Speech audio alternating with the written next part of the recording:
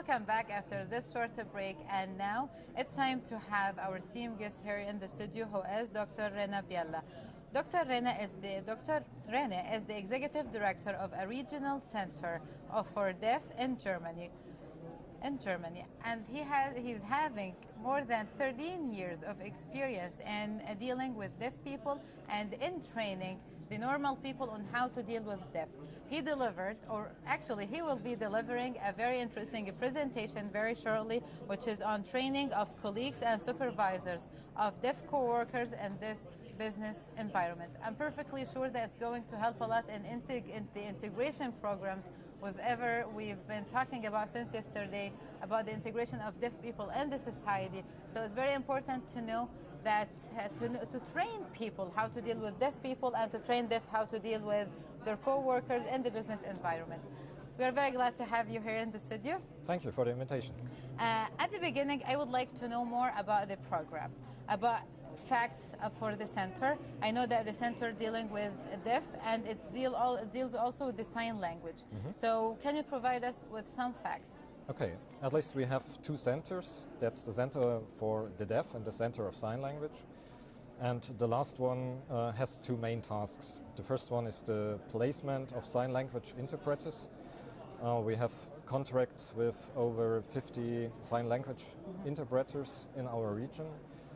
We are mostly freelanced, and for example, last year we organized about 6,500 translating settings in our region.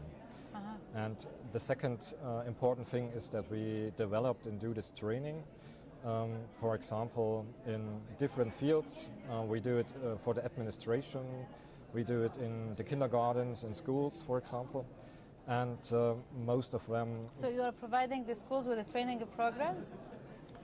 So we go to the schools and we provide them with information, give presentations, and provide them with information with basic knowledge for sign language or about deafness and so on. And about the presentation you will be having, can you please provide us with strategies you guys follow in the center, the main tools that you are using regarding training the people who are hearing on how to deal with their deaf co-workers, and again training the deaf co-workers on how to deal with people in the business environment. So it's a very practical field, I believe. Yep. And it has lots of strategies, and when we talk about practice, we are talking about different strategies because every person is unique. So can you provide us with the main strategies and techniques? In general, what we do is that we go to the company, and in the beginning of the preparation, we are interested in the requirements and needs of all the participants. Usually we were called by the company itself, by the employer himself, to book a training, but we want to know more about the needs of all participants. That's very important for us. And when we go to the company, we provide them with basic knowledge, as I said, about some sign language and about deafness. And the main part is the practical application, and this is the part where, for example, hearing people should learn to express themselves through facial expressions, to communicate with some basic hand signs, to learn the finger spelling, to have some basic knowledge about the communication with the deaf colleagues. And we do some role plays. This is a very important strategy for us to learn and to exercise that practical situation in the company. Mm-hmm. And we only to add this, we produce some simple video clips in the end with important vocabulary which is work-related and needed in the company day to day. So the deaf co-workers and the hearing co-workers and the employer, of course, can use it to learn it when we already left the company. So this is always connected with the goal to bring more deaf people to work, and so that we can keep their jobs. That's very important. It's very important. Why? Because we've been talking about the high rate of unemployment among people with disabilities. So it's going to help with the integration, with more employment, with more job opportunities for them. But I'm perfectly sure in such a practical thing and such a practical programs and the training, there will be some challenges. So what are the main challenges you guys are facing with people who are able to hear and people who are having hearing disability or deaf in both parties? There are challenges, I'm sure, but I think the most important one is that in Germany you have a lot of possibilities to get help and support for getting a job. And in the beginning, it's not a big problem. You have the support of sign language interpreters. You have the support of different offers. But the main challenge is when you started your job as a deaf person, I think, and after a while, the co-workers get used to it, and in the practical time, the employer and also the hearing co-workers don't have so much time to learn about the communication with the deaf colleagues, and so after a while it's very, very hard for them to get integrated. And that's why we fixed these trainings during that employment. So this is a very, very important measure to keep your job. And from your experience, how did you find the business sector?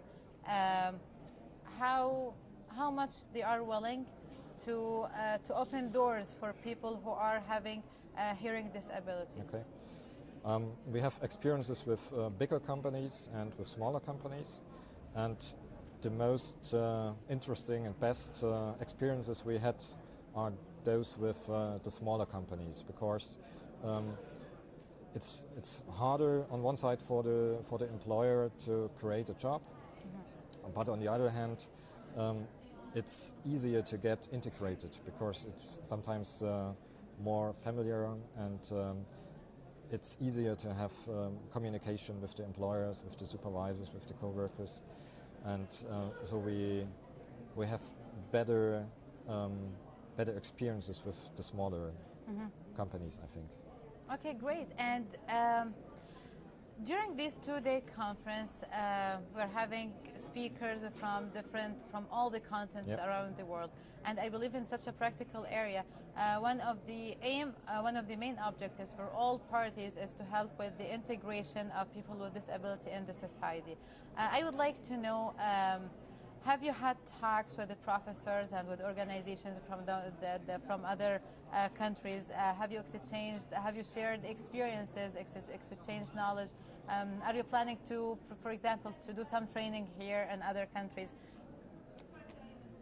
During the conference, what has been happening? I have to say that it was is a very good organized conference, and I'm glad to be here and to be a guest in your beautiful country. And yes, I had a lot of talks and a lot of possibilities of exchanging knowledge with the other participants from Saudi Arabia and from the other countries. And we changed a lot of contacts, so I'm sure it will help us, for our organization and the others, to keep in contact and to develop new ideas. Very interesting, because I always wish that conferences should always be the start point, where That's people right. gather, where people exchange information, and then they apply what they have learned. They try to implement what they have heard from other speakers and from other professors and from other scientists. So inshallah, it's going to be the start for a very international, huge programs to help people with disability to be more integrated with the society. By this, we come to the very end of our interview. I wish you all the best of luck with your upcoming presentation. And thank you so much for having this mission to integrate people with disability in the society, and by letting them be able to join the labor market, because I'm perfectly sure from yesterday till now we've met with hundreds and hundreds of people who have exceptional talents and gifts. Yep. They just looking for the right environment. So hopefully we can provide them with the right environment. Thank you so much. And by this we come to the end of the hour of our interview. We are gonna go on a very short break, and then we'll be right back with my colleague Najla. So stay tuned.